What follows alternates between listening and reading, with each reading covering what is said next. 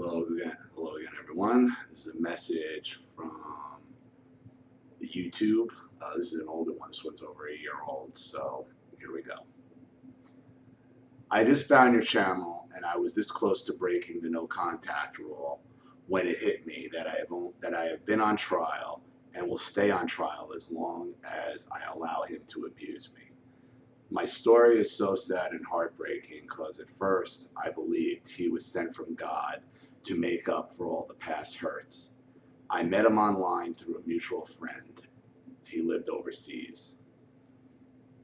It was a dream. It was a dream come true at first. He was as important as the air I breathed.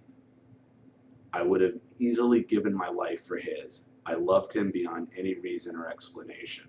I showered him with love, affection, gifts, time, energy. I traveled the world, crossed oceans to spend weeks with him at a time, leaving behind my children, my work. I lived with his moodiness, his depression, his hot and cold, on and off. I sacrificed and showed patience, acceptance, and never gave up on him. When things were good, I was his queen. He professed his love, adoration, endless affection when I was on his turf with no one else to take my time and attention. It was pure magic. I fed him now what I understand was narcissistic supply, and he doted and worshipped me.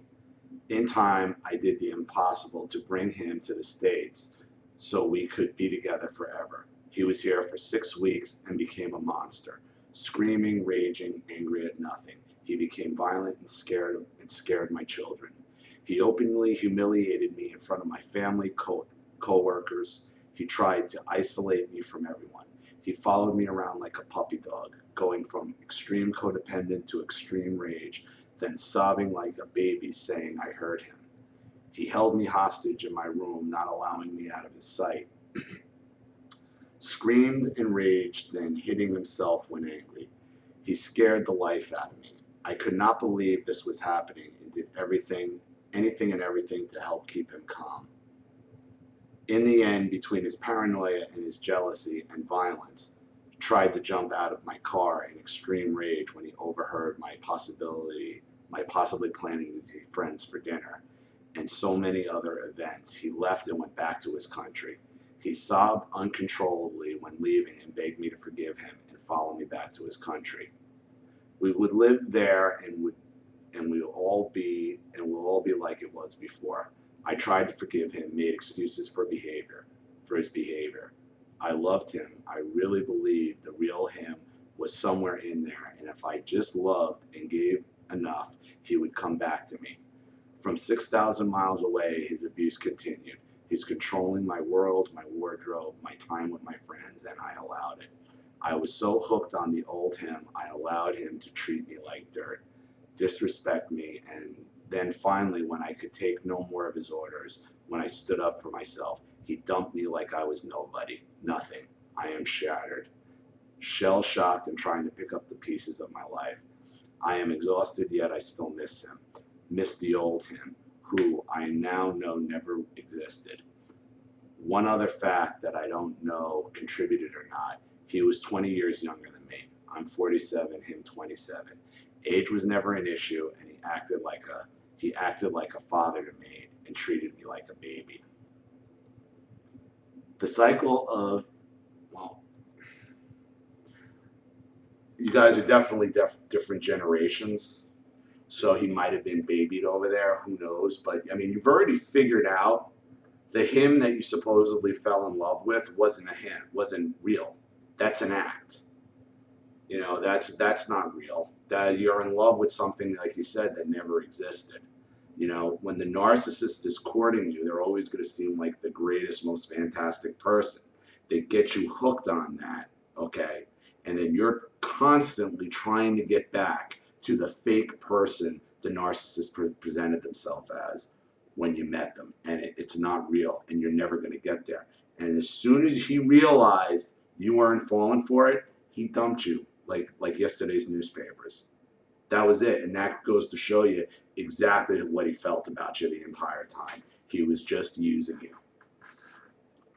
The cycle of him devaluing me, controlling me, raging at me, then discarding me, has happened at least 6 times in the last 4 months, and I kept going back. See, now that's something kids in high school do. That's what like the high school quarterback and the cheerleader go through. They break up 6 times in 6 months, and it's a big deal, and it's back and forth. Again, this is what I'm telling you. These narcissistic abusers never leave grade school, never leave high school, because this is how they act in their relationships. You're arguing like a couple high school kids. I even made one last trip overseas to spend a week with him to see if we could work things out. It was a complete honeymoon, and I believed I could work around his issues. But as soon as I returned and had to focus on my job and children, he flipped out and said, I have no time for him, and he wanted a woman who worshiped him. Once again, he dumped me and then came back to me and apologized, and once again stupidly let him back in my life. But this time my punishment was that he wanted me to end my friendships with my 2 friends I have known for 20 years and considered them family. He wanted me to put him on speakerphone and let him listen while I told them I can no longer be friends with them because I chose him over them. Yeah, he's a sadist. He's a controlling sadist. He's always going to try to one up. What else can I make her do? What else can I make her do? What else can? And then he's going to revel and swim in the narcissistic supply river and just bathe them in it. He's a piece of work. At this point, I lost it and said I would not do it. I would not be cruel to people who never hurt me, so he dumped me again. Again, this is high school shit. This is high school stuff. He put me on trial daily. I began to sense days in advance when he was going to blow up, when the wrath was coming, when he could find nothing, he would pout. When he would find nothing, he would pout and go into, you have no time for me tirade, even though we were in touch many times throughout the day. To say I'm traumatized is nothing. I am empty, exhausted, and humiliated that I allowed this to go on for so long, yet I still mourn and grieve the one I fell in love with. But again, remember, the one you fell in love with wasn't real. It wasn't real. It was some Lifetime movie character that he was playing, and it never really existed. How in God's name will I ever heal and learn to trust again? And most of all, be strong enough to resist if he ever comes back and acts human. But that's just it. Acts human. He's not. He's already proven to you how many times over. He's not human. It's an act. You know it's an act. Okay? And that person that when he comes back all sweet and nice isn't real. He's only being sweet and nice to you so he can abuse you some more. And then see what else more you'll give up this time now that you've come back. Because every time you go back to somebody like this, they think to themselves, oh, now I really got him. Now I really got him. That's the problem with giving into no contact. That's the problem with listening to their bullshit. Because their bullshit, the person you were in love with, was bullshit. It's not real. It only exists to abuse you down the road. I realize now my father was a narcissist who adored me, yet also raged and controlled everyone around him.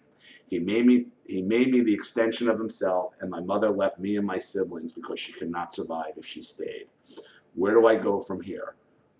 We were together almost 3 years, and it's been 10 days and no contact since the last episode. So I want to heal and be strong and never fall victim to this abuse again.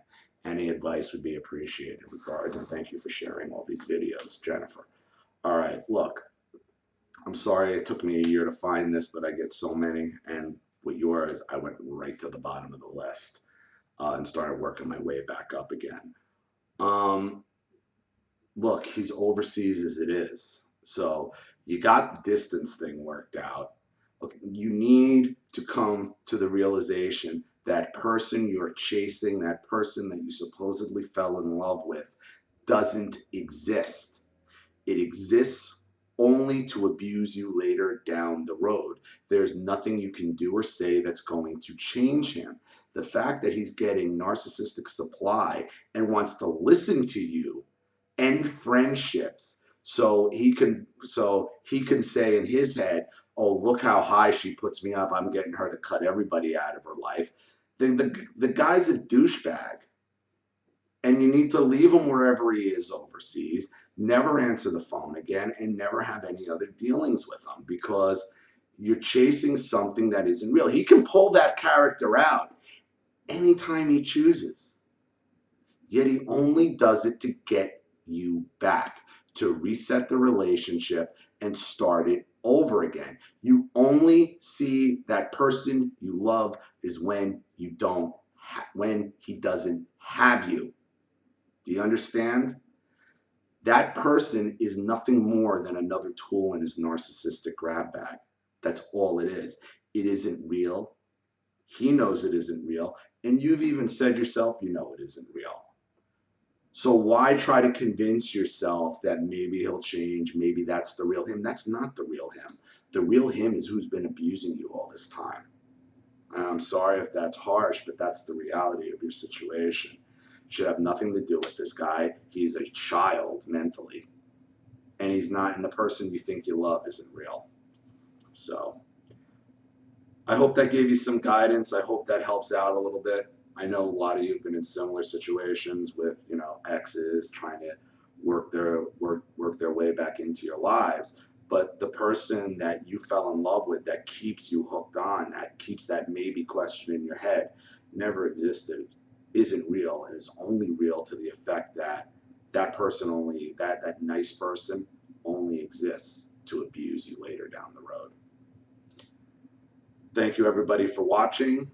Again, if you enjoy this channel, please consider donating to the GoFundMe link in the description box. If you want your story read, please send it to me. And remember, if you do make a contribution, your story goes right to the top of the list and I'll immediately make you a video.